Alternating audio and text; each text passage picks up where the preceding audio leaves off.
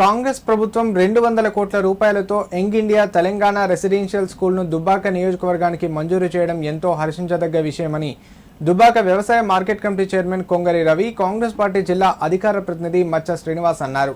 స్థానిక ఎమ్మెల్యే ఎలాంటి అభివృద్ధి పనులు చేయకపోయినా కాంగ్రెస్ పార్టీ చేస్తున్న అభివృద్ధి పనులను తానే చేస్తున్నారని చెప్పుకోవడం సరైంది కాదని విమర్శించారు.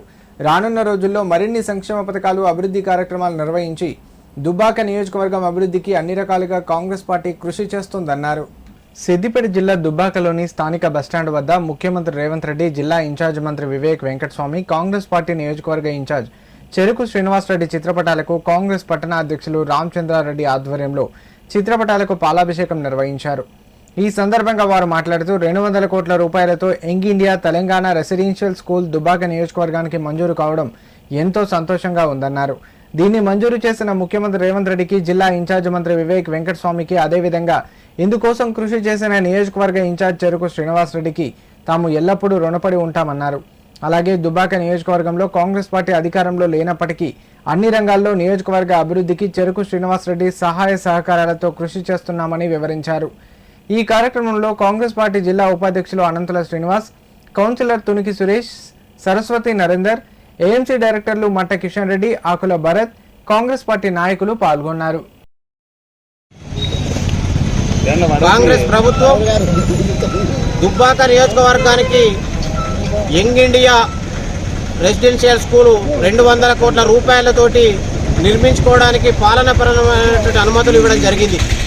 ఏదైతే దుబ్బాక అభివృద్ధి కోసం నిరంతరం కృషి చేస్తున్నటువంటి మా నియోజకవర్గ ఇన్ఛార్జ్ చెరుకు శ్రీనన్న కృషితోటి ఈరోజు దుబ్బాక ప్రాంతానికి ఒక యంగ్ ఇండియా స్కూల్ను మంజూరు చేయడం చాలా సంతోషకరం. అదేవిధంగా అన్ని రంగాలలో కూడా కాంగ్రెస్ ప్రభుత్వం స్థానికంగా మా ఎమ్మెల్యే లేకపోయినా దుబ్బాక ప్రాంత ప్రజల అవసరాలు తీర్చే దిశగా ప్రభుత్వం ముందుకు పోతా ఉంది. ఏదైతే ఇది మంజూరు చేసిరో ఈరోజు ముఖ్యమంత్రి గారికి, అదేవిధంగా ఇన్ఛార్జ్ మినిస్టర్ గారికి, అదేవిధంగా చెరుకు శ్రీనన్న గారికి ఈరోజు పాలాభిషేకం చేయడం జరిగింది. అభివృద్ధి ప్రదాత మా నియోజకవర్గ ఇన్ఛార్జి చెరుకు శ్రీనివాసరెడ్డి గారి కృషితోటి దుబ్బాక నియోజకవర్గానికి యంగ్ ఇండియా ఇంటిగ్రేటెడ్ రెసిడెన్షియల్ స్కూల్ని రాష్ట్ర ముఖ్యమంత్రి గారు దాదాపు 200 కోట్లతోటి మంజూరు చేసినందుకు రాష్ట్ర ముఖ్యమంత్రి రేవంత్ రెడ్డి గారికి, అట్లాగే దుబ్బాక నియోజకవర్గ ఇన్ఛార్జి చెరుకు శ్రీనివాసరెడ్డి గారికి, జిల్లా ఇన్ఛార్జ్ మంత్రి వివేక్ గారికి దుబ్బాక నియోజకవర్గ ప్రజల తరఫున ధన్యవాదాలు తెలియజేస్తా ఉన్నాం. ఎవరో చేసిన పనికి నేను చేస్తున్నా అని చెప్పి డబ్బులు కొట్టుకోవడం బంద్ చేయాలని ఎమ్మెల్యే గారికి విజ్ఞప్తి చేస్తా ఉన్నాం. ఈరోజు పొద్దుగా లేస్తే ప్రభుత్వాన్ని తిడతావు, పొద్దున్న లేస్తే ప్రభుత్వ పెద్దలను తిడతావు, పొద్దున్న లేస్తే రాష్ట్ర ముఖ్యమంత్రిని తిడతావు.